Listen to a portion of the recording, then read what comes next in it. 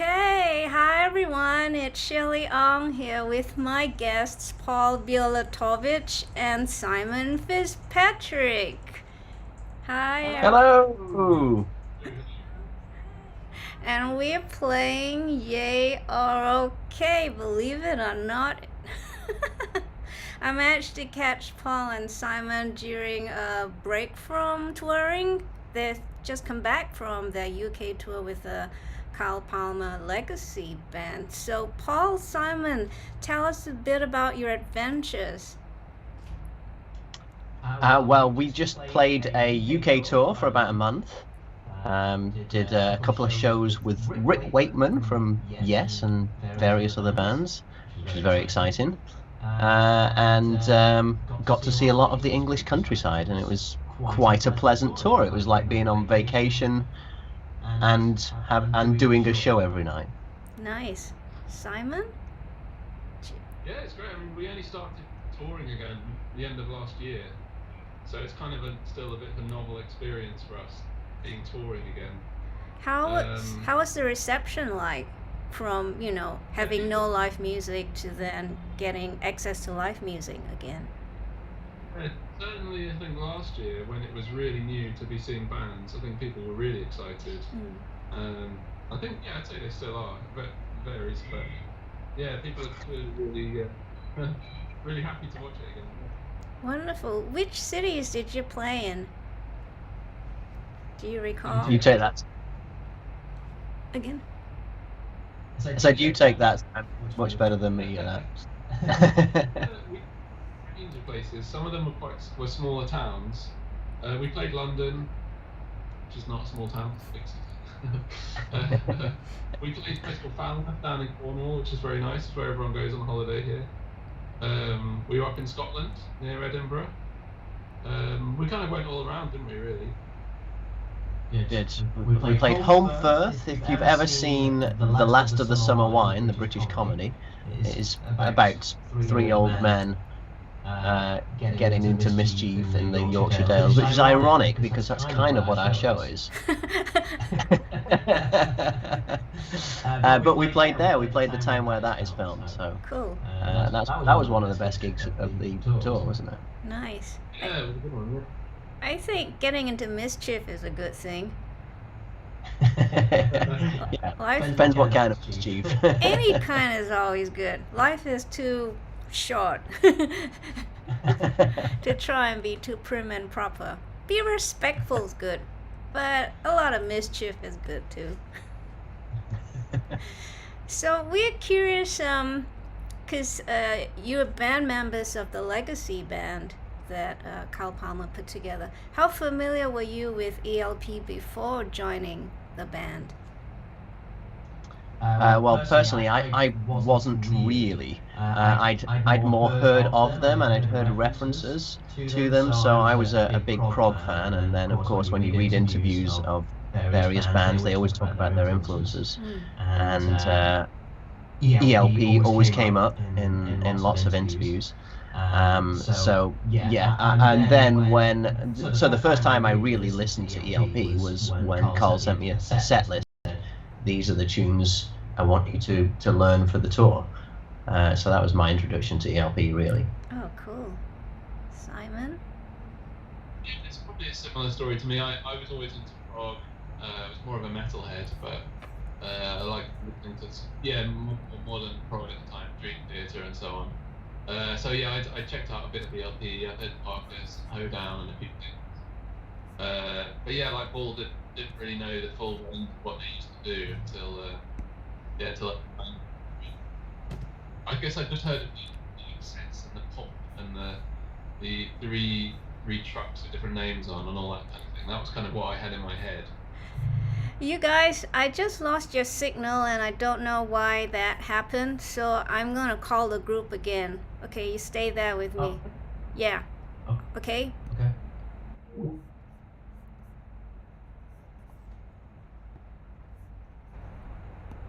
We are fucking it. No, I don't think so. No. Do we need to leave? Yeah, you might have to. Okay, right. Okay, I'll call Okay. you back. Okay, Okay. thank you. Leave it.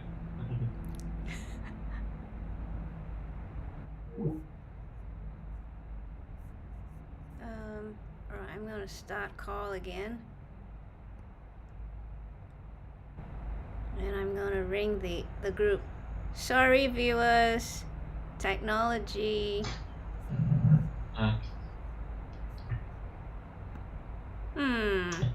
Hey, Shelley. Yeah. I see you on Skype, but I don't see you on my streaming device, which I don't understand why. Huh. Yeah, I could see everyone really clearly when we stopped that. Then Yeah. Yeah. I don't see Simon. Have you got your video off? Maybe. I don't. Yeah, I can't see you two. I don't know why that is. I think maybe your video's off. Is it? Yeah. Can you enable your video? Okay. The funny thing is, though, I don't see you on my streaming device.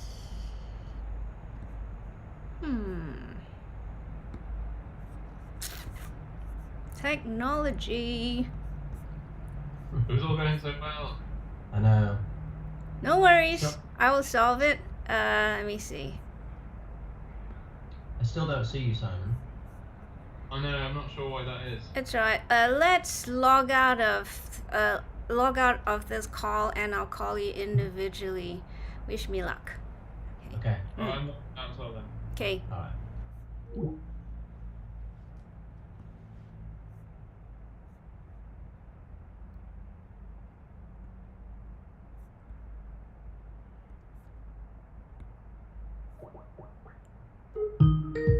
Okay, I'm calling Simon now.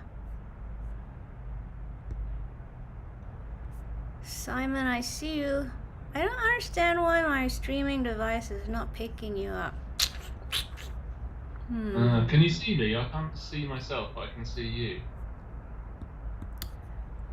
I can see you. That's bizarre. As long as you can see me, it's fine. I can see you, but my streaming device is not seeing you. Okay, I'm gonna try something else. Let's find a camera here. Let's pick Skype guest. I don't get it.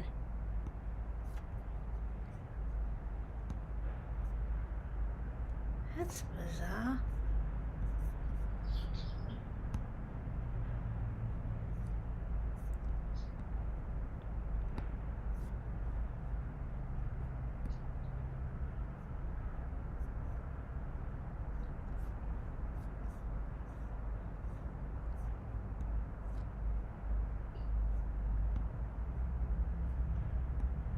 Where's Paul? I haven't called him yet. I'm just checking the settings to see what went wrong before I call. Okay. Yeah. I think I might have found the... I found it! I found the problem! Okay, I'm gonna call Paul. Let me see. Where can I call him? Where can I add participant? Paul. Where are you? There you are. Add. You there, Paul?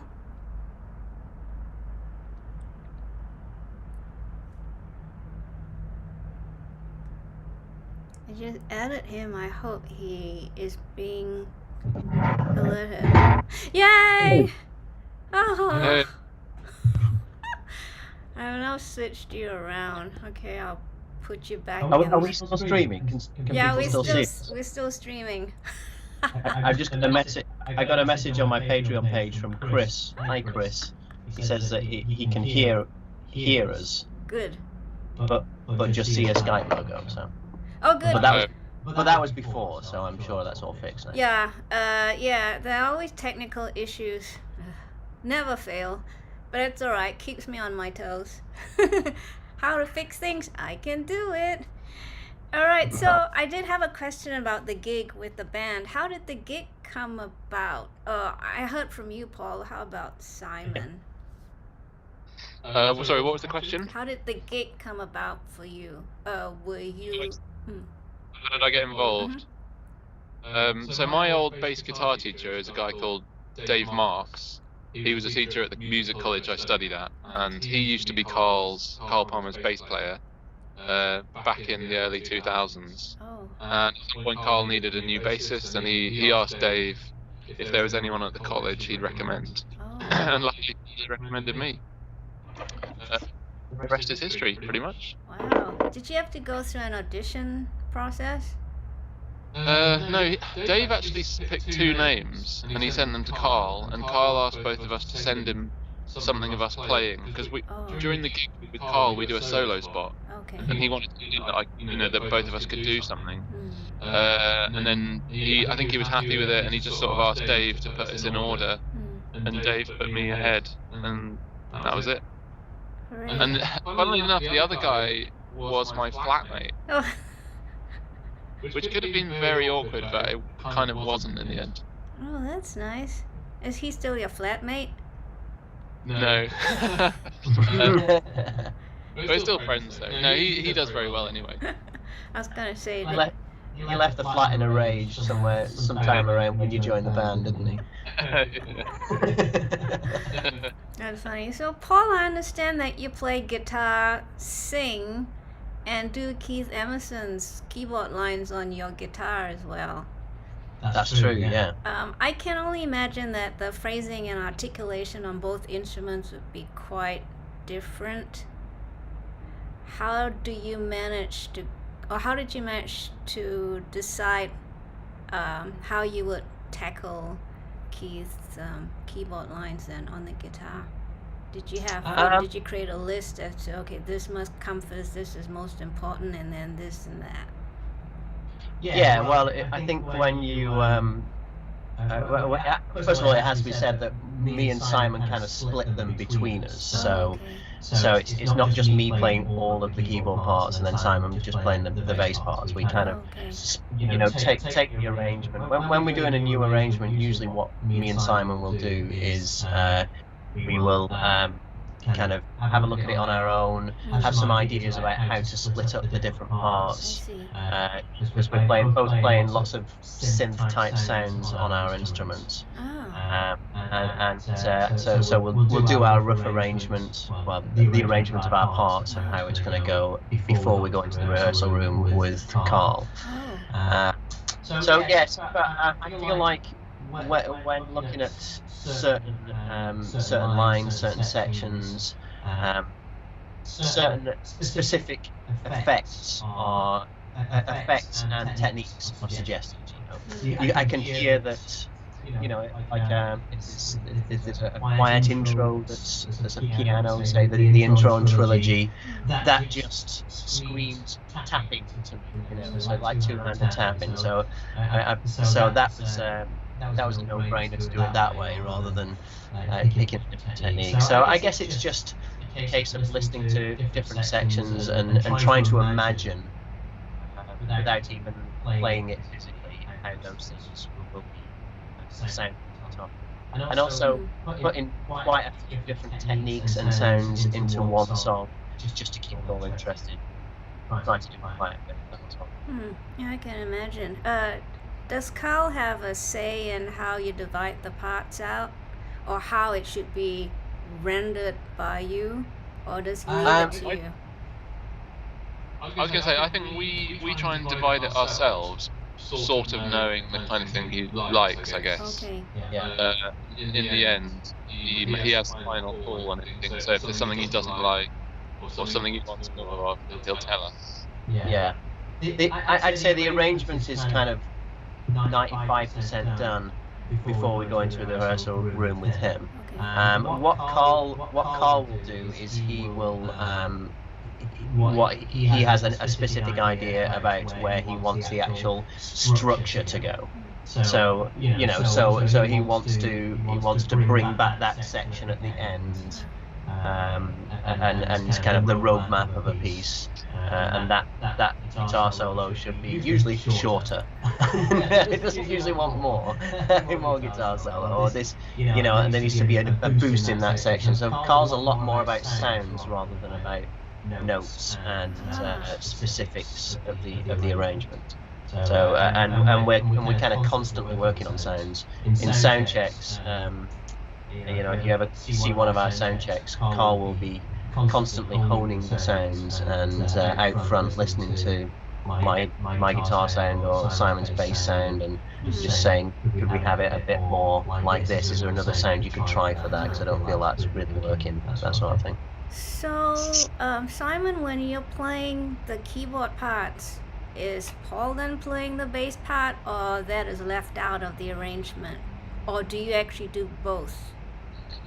Yeah, we do sometimes do that, because with various effects pedals, I take some of the solos, for example, so I can make my bass an octave higher and add some distortion so it sounds like a lead guitar. And then Paul uses an octave pedal to go an octave lower, so he can arrange for a bass guitar. There's a part on Carnival 9 where we do that. And also, I as well as bass guitar, I play Chapman stick. You know your Chapman stick? Yes, I am familiar with a Chapman stick. But for anyone who doesn't know, it's a 10-stringed instrument. I play with tapping. I use both hands, and half of the instrument is kind of like the bass, and half is kind of like a guitar register. So sometimes I'm playing the bass line and the lead line, and Paul is playing chords. I see. So we kind of mix it up in as many different ways as we can. Wonderful. I'm gonna do this and this again because Simon is frozen. I don't know what's happening with the internet highway. Looks good to me. So I'm recording the Skype call as well, so that if need be, I can add to it. All right. What was I gonna say? One thing I'd add about that, with Simon doing the keyboard parts and stuff, that's a really conscious decision to try and maintain the interest in the band, particularly up to a few years ago. I mean, it feels like last year, but the year before the pandemic, we didn't have any vocals. So in order to really try to maintain the interest in the band, rather than the guitar doing all the melodies and the bass or Chapman stick doing all of the accompaniment, it felt like a more interesting way to tackle the material, to split the melodies between us and to split the accompaniment between us, and just makes for a more interesting show. I got it. The entertainment value you're talking about. Yeah. We're primarily live as a band, aren't we?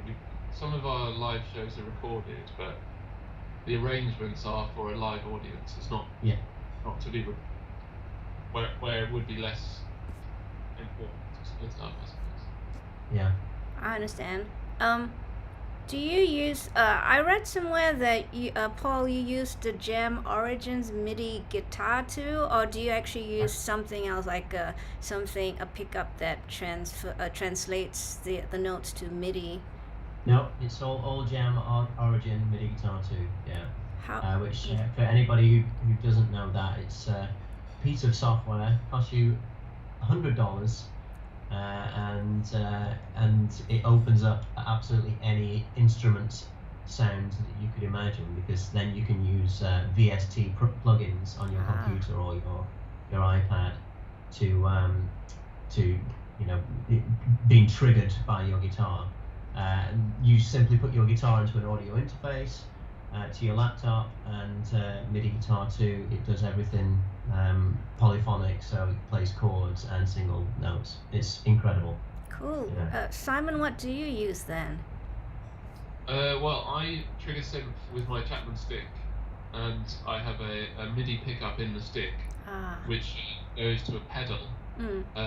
I use to trigger the different sounds. They're a slightly different way. Similar result. Have you ever had any equipment failures on stage? Yeah, plenty. Yeah. It actually happened on my birthday. Oh, on no. my first tour, and the whole thing cut out, and I didn't know why or what was going on. So someone thought it might be the amp, And meanwhile, because there's people running on stage and stuff going on, and there's no music happening, I think Carl had said it was my birthday, so the whole audience was singing happy birthday while we were trying to get it changed. But anyway, one of our techs picked my amp over, but at the same time, he changed the batteries in my bass. And bear in mind, you should, because I have an active bass, so it needs batteries, you should change them fairly frequently to make sure they don't run out. So it's kind of an embarrassing thing to go wrong. But fortunately, because they changed the amp as well, everyone assumed that the amp had broken. Oh. Whereas the amp was completely fine. I just hadn't changed my batteries. But at least you didn't to get away with it. Years later, at least you didn't go on a live stream and admit to everybody what happened. But yeah, thank you to Harry Ford for secretly changing my batteries. He's one of them, or was at the time. There you go. So Simon, have you had to do some singing as well? No, thankfully for the audience, no. Not yet. No harmonies either. Just I used to do some backing vocals in a metal band. Oh. But I don't know if that would be appropriate for what we do. Maybe one day. He does get to shout one line in the set, but unfortunately he's not given a microphone for it. But he has to shout the end of the set. Sorry, I talked to you there. I'm singing along, but no one can hear me, thankfully. So Simon, how did you pick up the Chapman? Well, as a bassist, I do a lot of tapping, which is obviously got a good crossover with the stick. And I don't know when I saw it. I think it was either in a magazine or on the internet or something, and just thought, wow, that looks cool. I'd like to try that. But obviously you can't try them in any music shops, so you kind of just have to buy them. But we were supported on a gig by a Chapman stick player once, and he let me try it out just before the gig. I thought it was kind of fun, and just took the plunge and went for it, and thankfully I liked it. So when you're engaged to be a bass player with the band, did you say, well guys, I do bring 2 other companions with me, a regular bass and a Chapman stick, is that okay? Yeah. Well, I had to kind of get the stick in, because I took up stick after joining the band. Oh, okay. So at the beginning I was like, I really want to play this in the band. And Carl kind of let me do it on one piece. Oh. Now, like, more than half the set is on stick, because it works so well. Well, there you go. I was gonna ask you who made the ultimate decision to permit you to play your stick. Okay, that's your answer. It's not me. Paul, did you have to? I know you're talking about arrangements that suit you and Simon's playing and ability to perform above and beyond, just being a regular guitarist or bassist. But doing Greg Lake's vocal parts, have you been compared to him in any way? Was there pressure to emulate him in any way, or were you allowed to be you? The funny thing about that is I don't feel any pressure with the singing, because I don't consider myself a singer. We did a few tours with singers back in, it would have been, the last one would have been 2019. We did a tour with the great and legendary Arthur Brown on vocals, the god of hellfire himself. So he did vocals, and it was just such an energetic show. We were on tour with Yes. In fact, we were on tour with the 2 guys you were talking about from a previous episode. Cool. And then the thought of going back to this band as an instrumental band, as it always used to be, where the guitars are playing the melodies, where people are just kind of imagining Greg singing. It just felt like a real step back. So there was a little bit of time off. I secretly went and got singing lessons. Ooh. just to see if I could do it, if I could manage it. Yeah. And by lesson kind of 3 or 4, I was thinking, yeah, this is something maybe I could do on the odd song in the set. Yeah.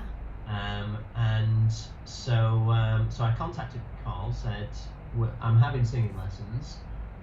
What do you think about trying me on vocals for a couple of songs? So he said yes. We had a rehearsal. And by the end of the rehearsal, basically every song that I could be singing, I was singing on, which was a little overwhelming, because all of a sudden I was the singer in the band rather than providing vocals on a couple of tunes that I thought could add colour to the set. So, but because I don't really consider myself a singer, I've been a guitarist in the band for 15 years or whatever before I switched to vocals or added vocals. I don't really feel any pressure, because I'm just it's just another thing I'm adding. So I don't worry at all about being compared to Greg Lake, because goodness knows I'm not even in the same realm. Also, you're not singing it in the style of Greg Lake. You're singing it yourself. Yeah, I'm not trying to sound like Greg Lake, exactly. Yeah. Got it. Yeah. How does it feel like playing with Carl Palmer and carrying on the legacy, which is ELP? Well, he is a force of nature behind the drum kit. It's been quite interesting when we played. There's been a few occasions people have played the same songs with drummers, and it's amazing. His style is so full. He's just playing so much at once. He just sounds really massive. Yeah, I guess he's used to playing in trio. So you've got all that space to play as much as you can. And he has a really huge sound, which is one thing. He also has a very different style. He's a lot more, like we say, he sort of plays it like a melodic instrument almost, rather than all the different sounds on his kit. All the way through. So and also I mean, I've been we've both been with him for a long time now, but every so often you do get a reminder of how huge ELP were. I remember maybe on my first tour, my first tour was a tour of Italy back in 2004, and I think we drove past a sign for Verona, and I was saying to him, I went to see an opera in Verona. It was the Verona Amphitheatre. It was amazing. What an amazing place. And he was saying, oh yeah, I've been there too. And then it was only later that I realised that it was ELP had played there, for several sold out shows. And little reminders like that just show you what a huge band they were. Wow. So I see that I spotted a couple of 2018 live concert videos, and you tackled some of the old fave standards such as Fanfare for the Common Man and Blue Rondo a la Turk. How did you feel as you in the position of I wouldn't say reproducing, but actually presenting these old standards, but not as an original. I'm trying not to. How can I put it in a way which I'm trying to express? You have the responsibility, I suppose, of translating these standards. How did you feel when you're actually on stage, not rehearsing, but you're actually on stage delivering these, and the reaction of the audience to these favorites? Well, I guess all the ones we do are favourites, and the people who come to our shows are all huge, in general, huge ELP fans. So they know all the pieces inside out. Even we rarely do anything obscure, but if we did, they'd know it just as well anyway. Most of them probably. So you kind of feel the whole way that everyone's really with you on all these pieces, and it means a lot to them. I guess you can see it on their faces a lot of the time.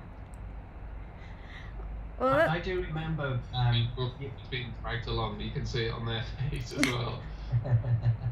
got it.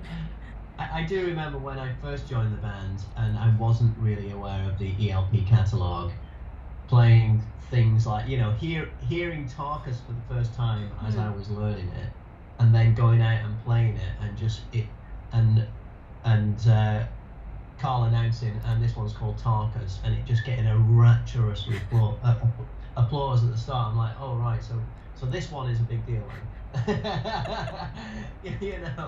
That's that was a bit, and then I think, and the added pressure of all of these people know this really well, and this is a really special piece to them, and this is something I just learned a month ago. I really should. I really hope I'm doing it justice, type thing. But since then, obviously, I've been in the band for years, almost decades. So now I think both me and Simon are very aware of the ELP catalogue. We're fully signed up members of the ELP family. So that's not really a thing anymore. But certainly when I joined the band, that was the case. That's wonderful. Do you play any other instruments? Both of you? I do ukulele from time to time. What was that? A bit of ukulele from time to time. Upright bass occasionally. That's about it. I play. Well, I just did in December. I just did a solo tour. I wrote a soundtrack for the 1922 movie Nosferatu. Oh, nice. And that solo tour, I had a lot of instruments all over the stage, and I was jumping between them. So I had a couple of synths on stage, acoustic guitar. But one new addition, and I know you know much more about this than I do, was the theremin. So I wouldn't say I played the theremin, because what I played on the theremin was different every night. I play with the theremin. Let's put it that way. Aw, I bet you in 5 years' time you'll be a pro at it. Well, do you know, I got the cheap theremin. I got the Theramini, which allows pitch correction on it. So I basically, the way that I did it is I just set specific scales and improvised solos with it. I wasn't really playing melodies or anything. That's really helpful, especially if it's live, though. Yes. You don't want to be out of tune in any shape or form. It's true. Yeah. Yeah. So how long have you been working together again? Not necessarily confined to the Legacy band, but did you know each other prior to? No, we met in 2010 when I joined the band. Ah, so you've known each other for about 12 years? Yeah. Yeah. You think you know each other very well, then? Yeah. Pretty well. We'll find out in a bit, I'm sure. Alright, let's do it. I say yay. Yeah, I created a little sound bite which I tried previously. I don't know if it works, so let's see if we can play. Yay or okay. It works. Yay. Alright, let's do it. You know how to play this game. You shall pick one item that you like more than the other from a pair that I culled from various categories, e.g. eggs and bacon. Answer eggs. You love bacon, but you can't live without eggs. Or maybe it's the other way around. You love eggs, but you can't live without bacon, so your answer would be bacon. You can give your answers simultaneously or wait for each other, but they do not have to be the same answer, obviously. The fun is in realizing that what you knew about each other wasn't quite true. Okay, let's begin. So here's the first category. Classic or trendy? Classic. Is there another option? Yeah, I'd say classic. I think. Yeah, I think classic has stood the test of time. Very good. Purple or... Trendy, so Sorry, Simon? Yeah. I don't know what trendy would be anyway, so I have to stick to classic. It's all up to you, really. I think one person's trendy is another person's classic, I believe. Yeah. Classic can't be trendy. Yeah. See? Purple or blue? Blue. Aww. Yeah, I've always liked blue. It brings out the blue in my eyes. Aw. Simon? I just pick one. I don't know. Blue's more versatile than purple. Although my short kind of a bit purpley. And then my top's blue. So I don't know. Oh, I like both. you're yay and okay. Next category, analog or digital? Ooh. I think I'd probably have to say analog because I like the kind of earthiness of it and the the unexpectedness of it. But but for convenience, digital. So. Yeah, I'm gonna say digital because you know what you're getting. But Ooh. But do you? I mean, I much prefer the flexibility of like digital recording. I much prefer the flexibility of that, but then a nice analog synth, you can't beat that. Okay. Next category, VR games or playing cards? Playing cards, definitely. Not really one for video games. I'm gonna say VR games. Mm-hmm. I've hardly ever played them, but they are quite.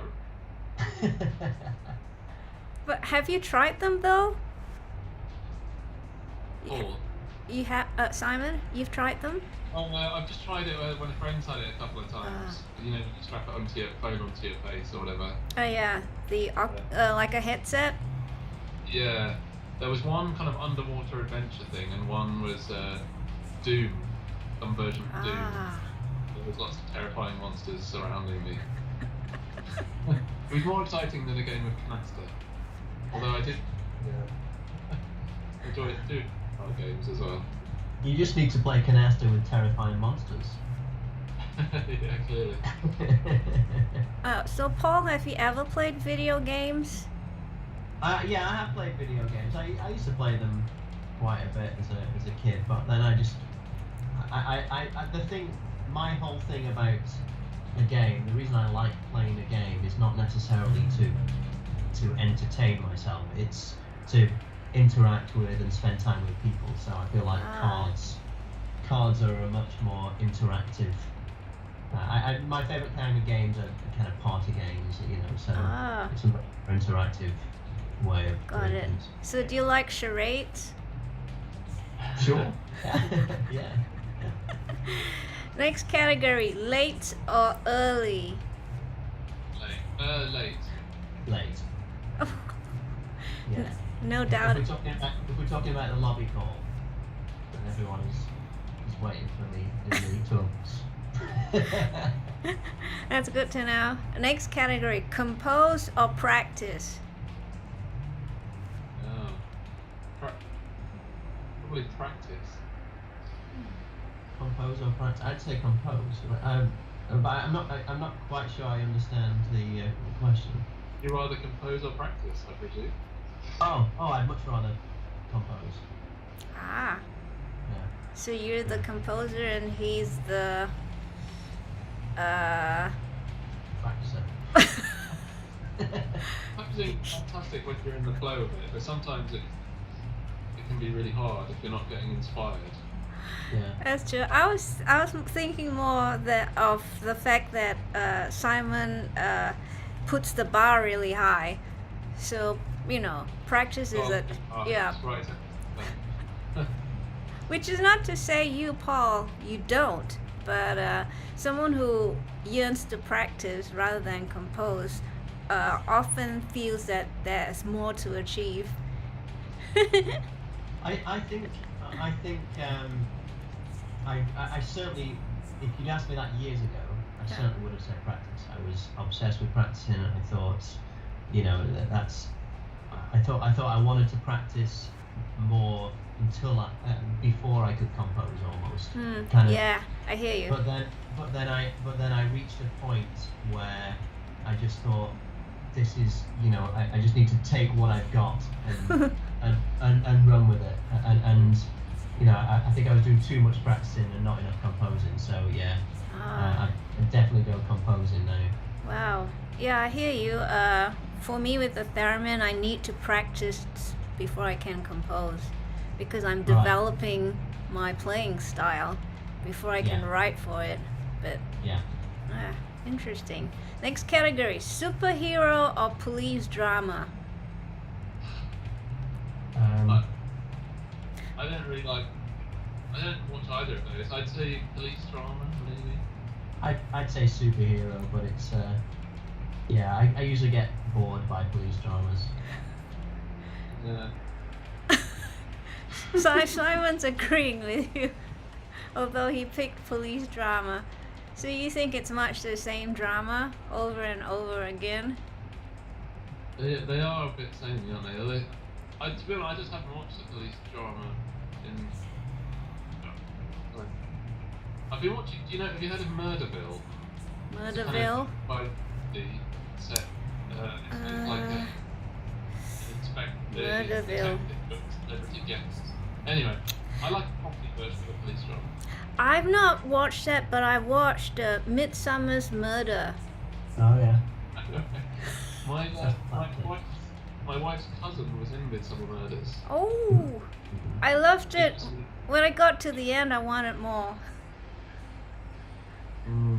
You got to the end of Midsummer's Murders. You mean of that one episode? No, of the entire season, I think. Are they still filming? Isn't there like hundreds of them? I think there is like. Finished now, isn't it? Yeah, it's finished now. Yeah, as far as I know. But I think it's Everyone in Midsummer is dead, so they had to stop. Yeah, exactly. Yeah. Yeah, I loved it. I don't know why, but I did. So there you go. I love superhero movies too, but then they get a little boring and mundane as well. Much the same story plot after a while, isn't it? Yeah. Yeah. I that's a pet hate of mine is an action movie where that's all that there is: action and special effects. There's the occasional one that's a bit different, like Joker or Birdman or something, but they're not exactly a superhero film anyway, are they? Yeah, right. Yeah. Wow. Fruit or candy? Fruit. If I'm honest, candy. To be honest. Well, we should be guessing each other's answers here. You have 2 more categories if you want to do that. I've never been wild on candy. Even as a kid, I just wasn't really into it. That's kind of my story as well.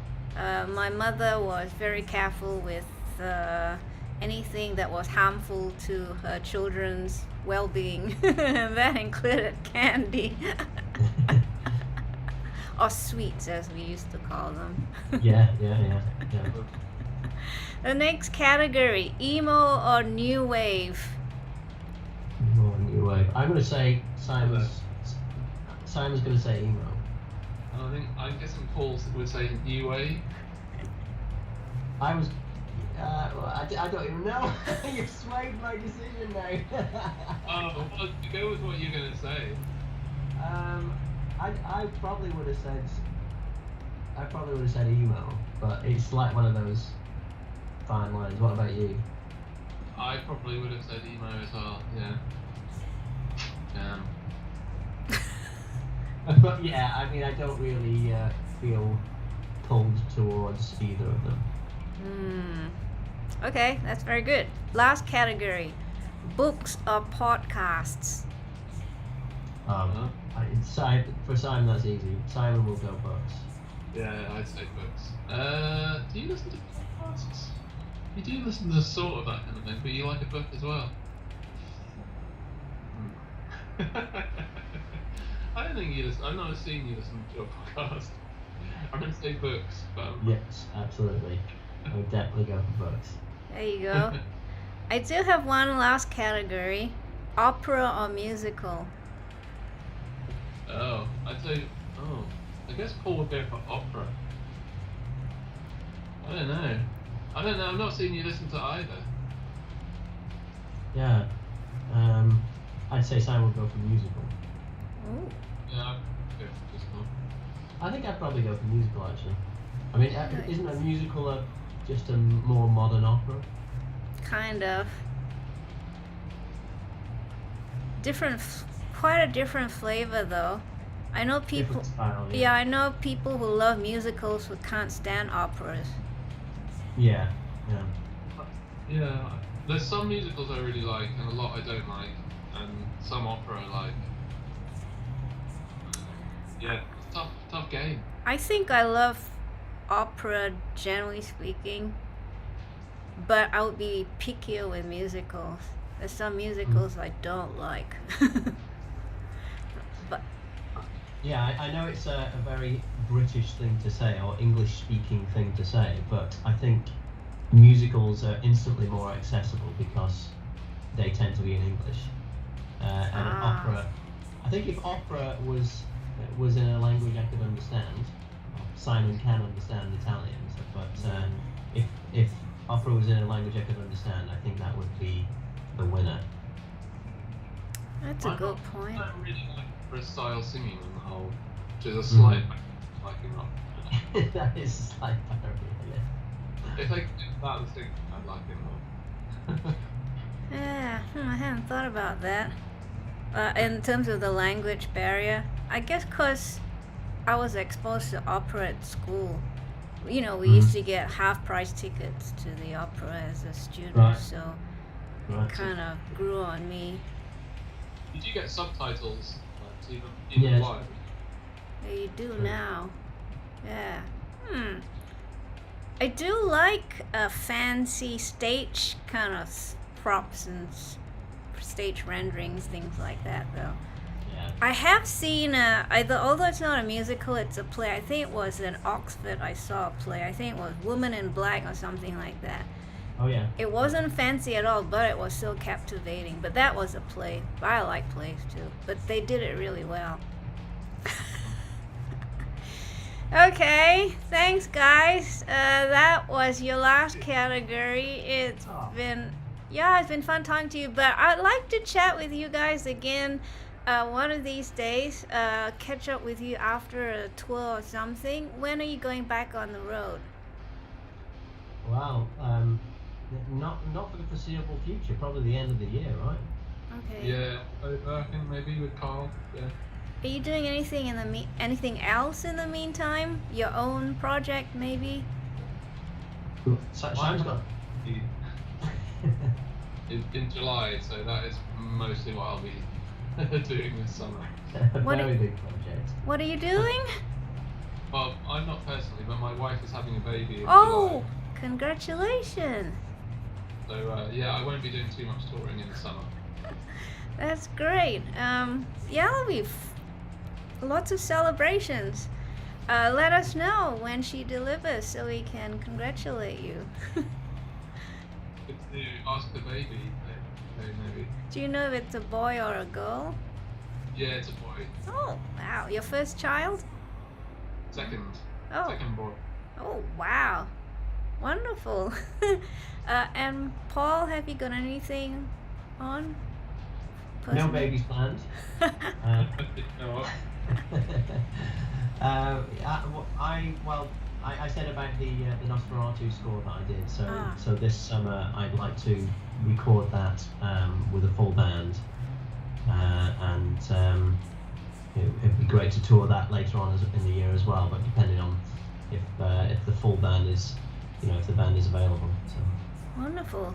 Andre was telling me that you do like a remote live playing session with someone in another part of the world, and I was telling him that I was trying to do something similar and that I didn't know how to overcome the latency issues, and he said I should ask you about it, so we should talk about it outside the live stream. Yeah, sure, yeah. I mean, what me and Simon do is we cheat. Oh. It's a sleight of hand method. Oh. It's a complicated sleight of hand method that involves one of us not being able to hear the other. We do manage to get about it. It's a complicated and all is not what it appears method. Oh, right. So there's still But now there is software. In fact, I went round to somebody's house the other day, a guy called Tom, who's in an ELP tribute band, and his ELP tribute band is based all over the country, and he has live rehearsals over the internet. And he uses I can't remember the name of the software, but he uses some free software, and the latency goes right down to like 20 milliseconds, so it is possible to play with people. It's not Soundjack, is it? No, it's not Soundjack. I think Jamus, something like that. It could be something like that. I'm not sure. 20 not milliseconds. Soundjack. Okay.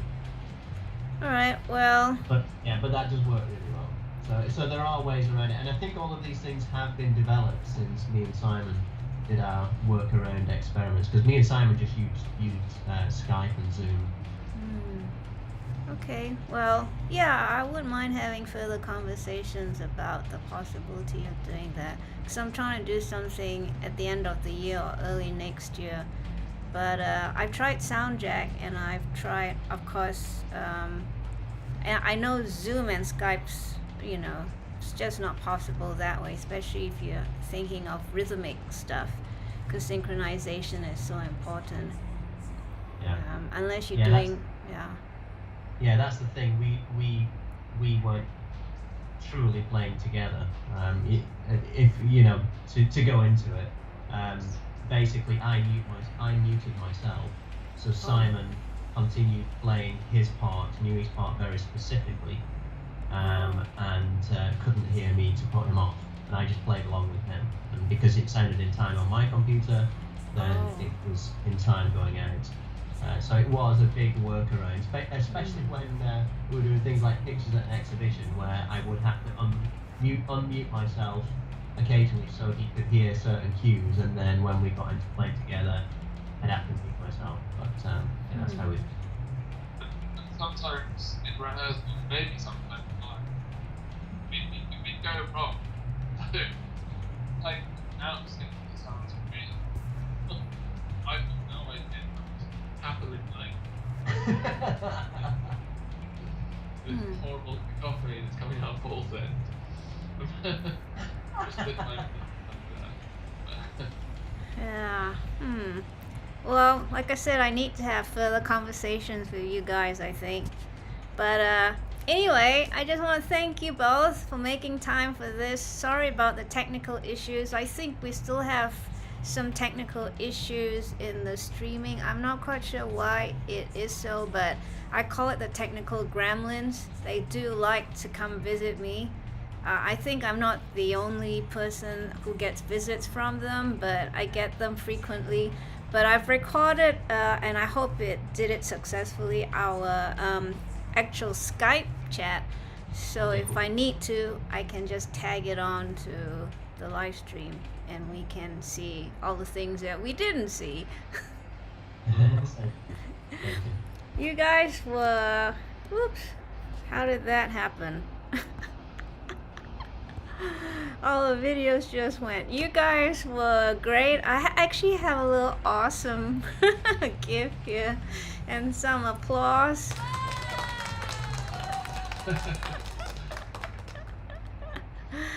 Thank you so very much, Paul Bielatowicz and Simon Fitzpatrick, for making this okay interview and game show. And I believe we've come to know you a little better, and you have got to know each other a little better. And we wish you all the best in your upcoming projects. Simon, your wonderful second child shall make an appearance. Let us know so we can congratulate you. Both of you, please stay in touch with me and stay safe, and we shall see you soon. Yeah, great. I'm Nice. gonna bid you goodbye on the live stream, but stay on on Skype so I can thank you properly. All right.